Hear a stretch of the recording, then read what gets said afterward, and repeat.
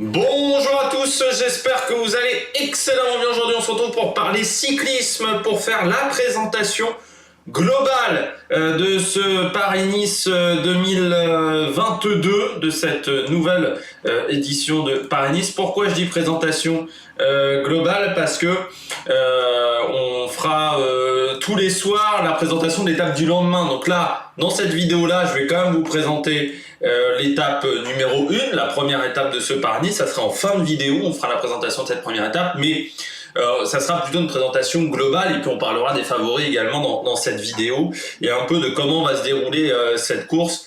Mais on rentrera pas autant dans les détails que tous les soirs dans chaque vidéo. N'hésitez pas à vous abonner à la chaîne, à réagir dans les commentaires, à mettre un pouce bleu, à partager la vidéo notamment sur les réseaux sociaux.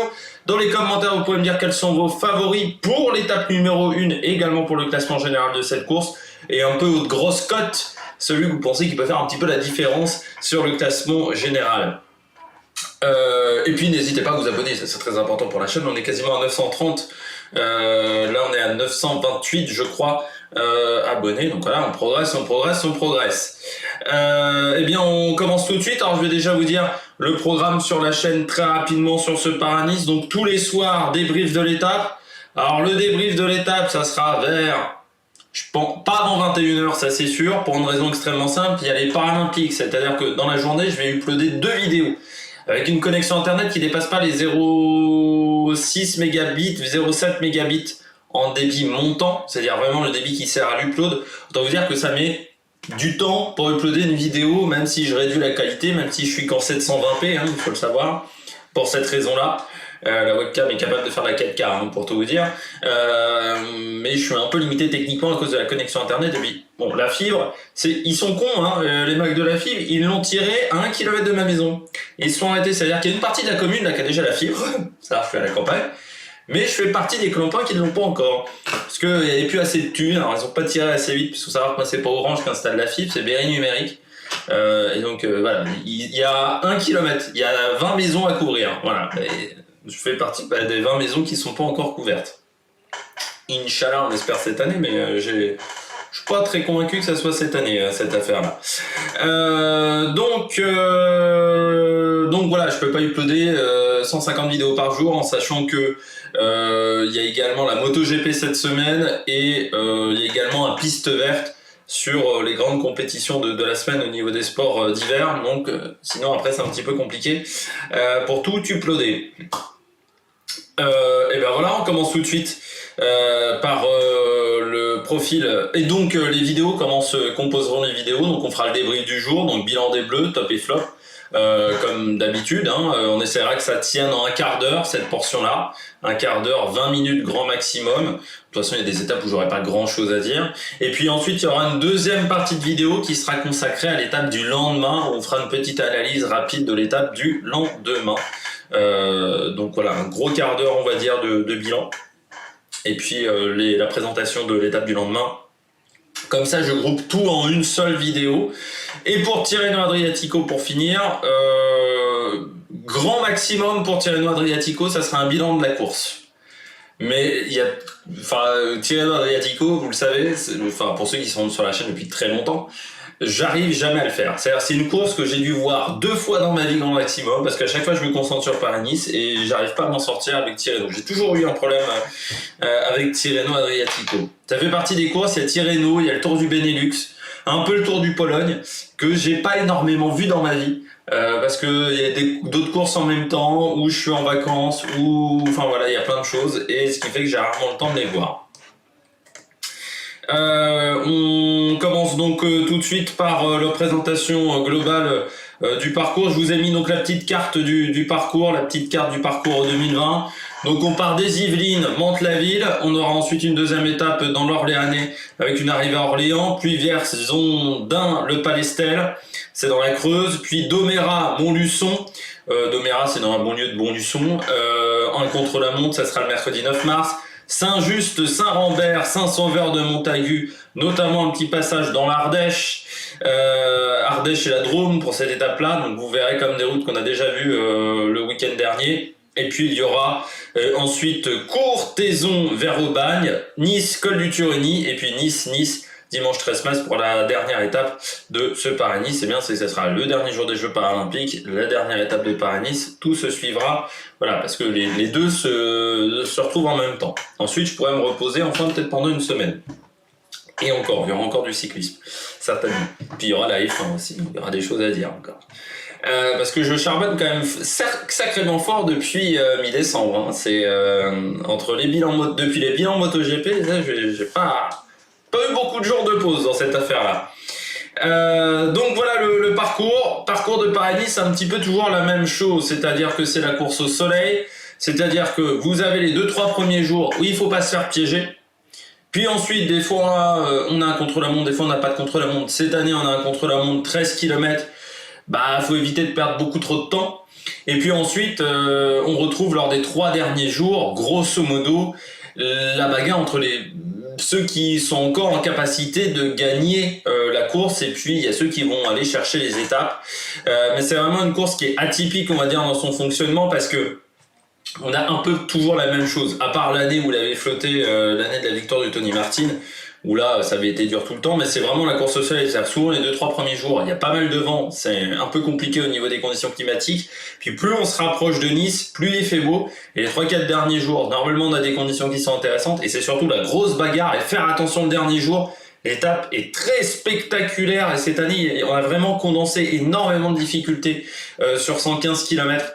Donc il faudra faire vraiment attention le dernier jour. Je sais pas si vous vous souvenez, mais l'année dernière, Roglic, il avait course gagnée, et puis le dernier jour, tout est parti à volo. Donc cette dernière étape de Paris-Nice, elle est toujours très spectaculaire. Souvenez-vous des attaques notamment d'Alberto Contador, de cette victoire pour quelques secondes de Marc Soler. Donc voilà, Paris-Nice. On sait à quoi s'attendre sur un Paris-Nice. On sait comment ça se passe les 2-3 premiers jours. Faire gaffe au vent, hein, la traversée de la Beauce, toute cette région de l'Orléanais. Même encore l'étape de Vierzon, il faudra faire attention en début de journée. Donc on sait que les 2-3 premiers jours, c'est assez difficile. Là, le mardi, il faudra encore faire un petit peu attention. Il faudra surtout se méfier, c'est les dimanches-lundi au niveau du vent. Déjà, mardi, ça sera un peu moins le cas, parce que pour tenter les coups de bordure, il faudra vraiment les tenter en début de journée. Et puis après, ça va se faire à la pédale. Je pense que jeudi, ça pourrait convenir quand même aux punchers, aux baroudeurs. C'est une étape qui me semble intéressante pour les baroudeurs. Et puis samedi, dimanche, vraiment les grimpeurs avec le col du Tuoni. Samedi, de toute manière, c'est une course de côte. Et dimanche, les écarts, je pense, seront pas encore si énormes que ça. Donc ça risque d'être la grosse bagarre pour cette fin de semaine. On passe maintenant au palmarès de ce Paris-Nice, palmarès des dernières éditions, l'histoire un petit peu de ce Paris-Nice. Donc on rappelle que le double dernier vainqueur, c'est Maximilian Charman, qu'avant Bernal s'était imposé. On a eu parmi les vainqueurs Bradley Wiggins, Richie Porte, Geraint Thomas, également Bettencourt. Si on remonte un peu avant, il y avait eu Contador par 2 fois, Vinokourov, Bobby Julich en 2005, parce que je rappelle que contrairement à d'autres courses, on a déclassé parfois Armstrong. Floyd Landis par contre est toujours vainqueur de 2006. Je sais pas si c'est une erreur de Pro Cycling Stats, mais vous avez également Red Bull en 2008, donc au niveau de page on a connu mieux. Donc Tony Martin, vainqueur un peu surprise en 2011, mais c'était le grand Tony Martin, et puis il y a eu des conditions vraiment catastrophiques cette année-là sur Paris-Nice. Et puis ces dernières années, à part Marc Soler et puis Bettencourt, mais on a quand même eu des beaux vainqueurs sur cette course. Et puis Charman, toujours se méfier de Charman, même si je ne l'ai pas mis parmi mes favoris sur cette course, parce que je pense qu'il y a meilleur que lui, mais il faut quand même se méfier parfois de Charman. J'ai plutôt mis Vlasov, mais on reparlera des favoris un peu plus tard. On passe aux équipes présentes. Dans cette course, les équipes présentes, eh bien vous avez AG2R, Bahreïn, Trek, EF, Intermarché, Bora, Movistar, Astana, UAE, Israël, Jumbo, Lotto, Ineos, Time Bike Exchange, DSM, Cofidis, Quickstep, Groupama, donc les 19 de World Tour. C'est 19 ou 18 ? Je sais jamais, en World Tour c'est 18, pardon. En World Tour. Et on rajoute 4 équipes de deuxième division, les 3 françaises, Arkea, BNB Hotel, Total Energy, auxquelles on rajoute Alpecin Félix, qui est qualifié d'office ayant remporté le classement de deuxième division, classement Pro Team, devant Arkea. Donc les deux premières équipes sont invitées, celles qui ont remporté ce classement. On passe aux favoris de la course, favoris de cette édition 2022 de Paris-Nice. Je rappelle toujours mon petit message au niveau des pronostics. Donc certes, je suis pas votre mère, mais je le dis toujours, je ne pratique pas le pari sportif. Je considère que les paris sportifs, c'est dangereux. Ne mettez pas toutes vos économies dans les paris sportifs. Vraiment, faites gaffe. Et les entreprises qui font le pari sportif ne vous veulent pas du bien. Leur objectif, c'est quand même de gagner de l'argent sur vos dos. C'est-à-dire qu'il ne faut pas que vous gagnez beaucoup de paris. Il faut que vous pariez beaucoup pour qu'elles gagnent de l'argent. Ne l'oubliez jamais quand vous faites des paris sportifs. Je rappelle que j'enregistre, nous sommes le 4 mars à 17h13, donc comme d'habitude normalement, il y a un des favoris que je vais annoncer qui ne sera pas sur la start list, c'est une habitude maintenant sur la chaîne, vous le savez, lors de la présentation de la course, donc il va y avoir certainement un ou deux favoris qui ne sera pas là, alors sur l'Estradé, j'ai misé fort sur l'Estradé, parce que je crois que c'est 3 ou 4 sur l'Estradé que j'ai mis dans la vidéo et qui ne participent pas. Parmi les favoris pour le général, je précise, j'ai mis Joao Almeida, parce qu'il y a un petit contre-la-montre, parce que c'est une course d'une semaine, parce qu'il est chez UAE, parce que le collectif UAE, il est quand même solide sur cette course. Normalement, on aura Alexis Brunel, Fischer Black, McNulty, Molano, Poulenc, Trentin, que même un McNulty va se mettre au service de Almeida. Donc c'est vraiment une équipe sur laquelle il faudra compter et faire attention. Voilà, je trouve que c'est une belle formation et c'est avec Joao Almeida. Il faudra faire attention aux Portugais comme d'habitude, surtout sur le chrono. On sait qu'il est très performant dans ce domaine-là. Même si c'est que 13 km, s'il arrive à mettre 30 secondes d'avance sur tout le monde, ça fera déjà une grande différence. Et je dirais qu'à part le Turini, il n'y a pas de long col non plus. Là où il peut être un peu parfois en déficit sur les longs cols. Donc normalement, il devrait être performant. J'ai mis bien entendu Roglic. Pourquoi Roglic? Parce que le coureur slovène, il veut la gagner cette course.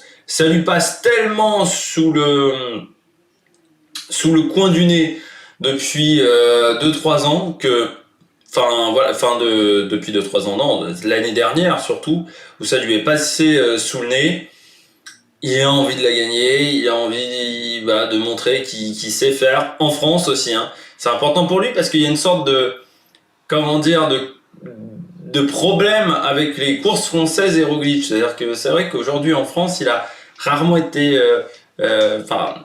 il a souvent eu des courses parfois un peu compliquées. Donc là, il aimera, je pense, changer la situation. Alors, le problème de Roglic, c'est que, certes, il aura Kruijswijk et Rohan Dennis, mais il aura également des coureurs qui seront là pour les sprints. Je pense à Van Aert, je pense à Laporte, je pense à Teunissen, je pense à Van Hooijdonk.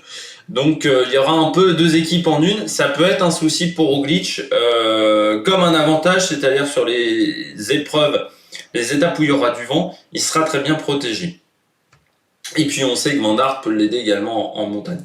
Après, j'ai pas mis parmi les favoris Van Aert sur l'étape 1, je précise, c'est que je suis pas convaincu encore de cette start list. Donc pour éviter de me faire planter comme d'habitude, j'ai décidé de pas le mettre.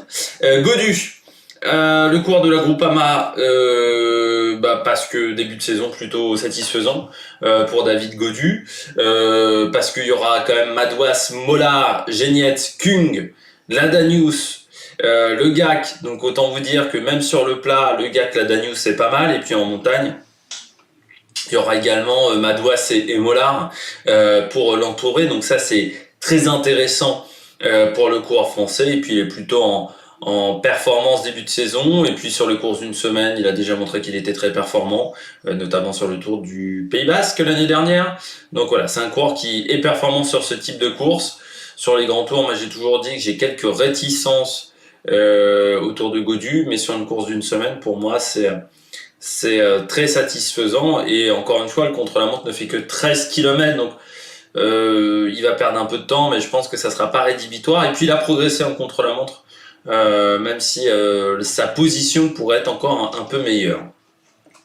On continue avec Vlasov. J'ai mis Vlasov à la place de Sharman, parce que Vlasov déjà l'année dernière a fini 2e de la course, parce que Vlasov est toujours bon en début de saison, et parce que Vlasov est toujours bon sur les courses comme ça d'une semaine. Le col du Turini, il va être bon. Ça lui fait pas peur, le col du Turini. Le seul souci, peut-être, c'est la protection quand il y aura du vent. Mais ils emmènent également Sam Bennett. Donc, c'est-à-dire qu'il sera bien protégé dans ce genre de conditions. Peut-être que le seul souci, en fait, c'est que en montagne, il y a Großschartner, Scharmann. Et ensuite, derrière, c'est pas impressionnant parce que c'est quand même une équipe qui va tenter également de jouer les sprints avec notamment Sam Bennett. Donc, il faudra voir comment ça va se passer de ce côté-là. Mais je pense que Vlasov, il est capable d'être très performant. Puis, on voit qu'il s'est très bien intégré à la Bora. Il y aura aussi une information à prendre du côté de Vlasov. C'est le conflit avec l'Ukraine. Est-ce qu'il sera affecté mentalement par ça pendant cette course? C'est une question qu'on peut se poser. Je termine avec les cours à suivre, avec Ben O'Connor, parce que Ben O'Connor, toujours performant également sur ses courses d'une semaine, parce que pour l'instant, il n'a jamais déçu avec AG2R, ça aussi, c'est à noter. L'équipe est solide autour de lui, Paré-Pinte, Champoussin, Nessen, De Wolf, Gondon et Touzet. La question est de savoir lequel entre O'Connor et Champoussin sera le leader de l'équipe. Pour moi, c'est O'Connor, mais bon, Clément Champoussin peut être performant également, même si le début de saison de Champoussin était un petit peu timide. Donc il faudra se méfier de ce côté-là. Mais O'Connor, oui, c'est un coureur qui reste solide, c'est un coureur de qualité. Donc c'est un coureur sur lequel il faudra compter. Oh, quelle rime, incroyable. On continue avec Quintana, bien entendu, vainqueur du Tour de la Provence. Quintana, alors il y a le chrono pour Quintana. 13 km après, il va perdre un peu de temps, mais il va pas perdre 2 minutes non plus, normalement. Quintana... le Turini, il connaît. La dernière étape à Nice, il aime bien aussi. Donc voilà, c'est des régions qu'il maîtrise, le sud de la France. C'est un coureur qui aussi a tendance à pas trop se faire piéger dans les coups de bordure. Quintana, il s'en sort plutôt bien normalement dans ce genre de conditions. Il sait se placer. Il y aura avec lui Nicolas Hédé, notamment avec du Gielmi, je dirais. Le souci également de Quintana, c'est qu'il y a une partie de l'équipe qui sera autour de Connor Swift, ce qui peut avoir aussi un impact sur Arkea Samsic. Parmi les autres coureurs à suivre, j'ai mis aussi Martinez, bien entendu, le coureur d'Ineos, Daniel Felipe Martinez. Alors la question est de savoir chez Ineos qui sera leader. Moi je pense que ça sera Martinez, mais il y a quand même aussi Adam Yates. J'ai pas mis Adam Yates parmi les coureurs à suivre parce que je pense qu'il aura du mal avec le changement de conditions. Voilà, il va passer quand même de la très haute chaleur du côté du l'UAE Tour à le froid qu'on peut avoir des fois sur Paris-Nice. Aussi enchaîné donc déjà 8 jours de course. Donc est-ce qu'il aura bien récupéré à l'UAE Tour? Parfois en début de saison on a des petites surprises. Donc c'est pour ça que je mets plutôt Daniel Felipe Martinez, qui est un coureur qui est solide. Alors il va perdre un peu de temps, mais pas énormément sur le chrono. Je pense qu'il perdra pas plus de 20 ou 30 secondes. Je pense plutôt 20. Puis après, en montagne, on sait qu'il est très fort, qu'il est très costaud. L'équipe autour de lui est très forte. La question également pour Martinez, c'est que je sais pas si c'est très bien se comporter quand il y a du vent. Et voilà, il faut pas perdre Paris-Nice les 2-3 premiers jours. L'équipe autour de lui, il y a Luc Robeux, qui sait bien se démerder dans ce genre de conditions, et Van Barle. Mais il faudra faire vraiment attention au vent. Je pense pour Martinez, ça peut être un petit souci pour lui. Et puis parmi les coureurs à suivre, je termine avec Guillaume Martin. Le vent, ça va être un problème. Le contre-la-montre, ça va être un deuxième problème pour Guillaume Martin, mais il tient quand même une très grande forme depuis le début de saison. L'équipe après autour de lui est pas très forte. On sent qu'on est un peu le cul entre deux chaises. C'est-à-dire, d'un côté, on aura des sprinteurs autour de Coquard, et puis de l'autre, il y a quand même Ruben Fernandez, Izaguirre, Geschke, Tom Bolly. Même si le Tom Bolly de Dimension Data était quand même un peu plus fort que le Tom Bolly de Cofidis. Donc voilà, on a un petit peu le cul entre deux chaises. Après, sur un parcours comme ça, Guillaume Martin, il peut être performant, mais il faudra pas qu'il se plante sur les premiers jours de course. Et ça, c'est vrai que dans le vent, c'est pas forcément là où il est le plus fort. Donc c'est pour ça que je ne le mets pas parmi les favoris. Et puis le contre-la-montre où il risque de perdre, lui, un peu trop de temps dans ce domaine. Du côté du programme télé, ça sera sur Eurosport 2 pendant toute la semaine et Eurosport 1 ou Eurosport 1 et puis France 3 aux alentours de 15h, mais tous les soirs lors de la présentation de l'étape, je vous dirai à quelle heure est diffusée la course, il y a des petits changements de ce côté-là. On passe désormais à la présentation de cette première étape de Paris-Nice, donc qui aura lieu dimanche. On va regarder tout de suite le parcours de cette première étape. C'est très simple, on part de Mantes-la-Ville pour arriver à Mantes-la-Ville. Alors il y aura une grande boucle et puis une petite boucle autour de Mantes-la-Ville. Mais au départ, ça sera une grande boucle. C'est dans les Yvelines. On n'est pas très loin, on est en bordure de la forêt de Chevreuse. On passera même un petit peu dans la forêt de Chevreuse pendant cette journée.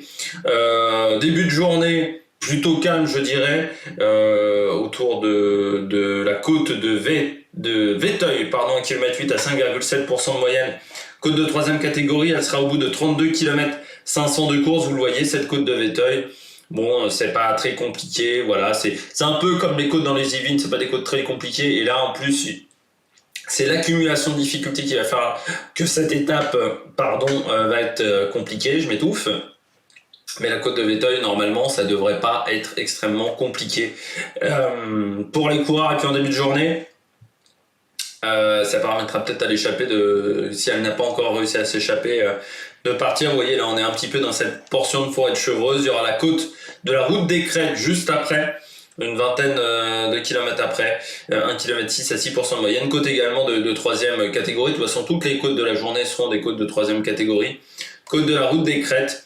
Vous le voyez, la difficulté est surtout dans le premier kilomètre, avec un passage notamment à 8,2% entre les 500 premiers mètres et le kilomètre de cette montée. Mais c'est court, c'est pas non plus l'enfer sur terre.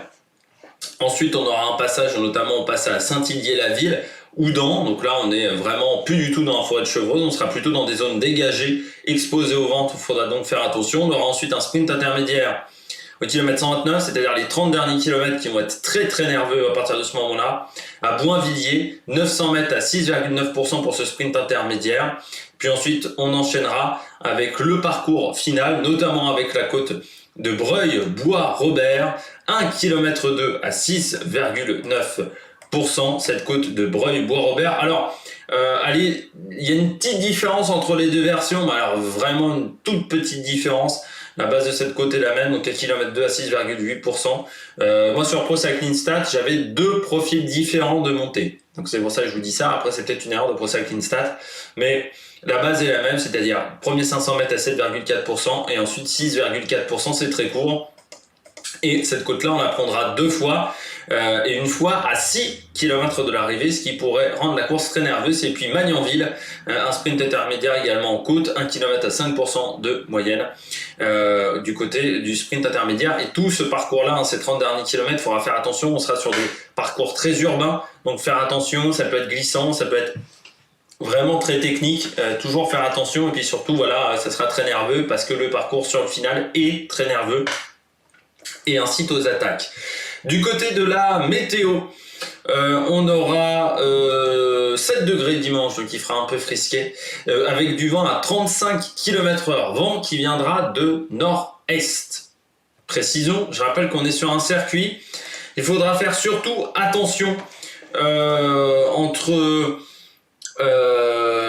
j'irai à la sortie vraiment de cette première portion de course, donc à partir de Bonnières-sur-Seine, je dirais que c'est là où ça va commencer à être, faudra faire vraiment attention au niveau du vent. Entre Bonnières-sur-Seine et Houdan, le vent sera plutôt 3/4 d'eau, et ensuite entre Houdan et le premier passage sur la ligne d'arrivée à Mantes-la-Ville, il sera plutôt de 3/4 face, voire de face.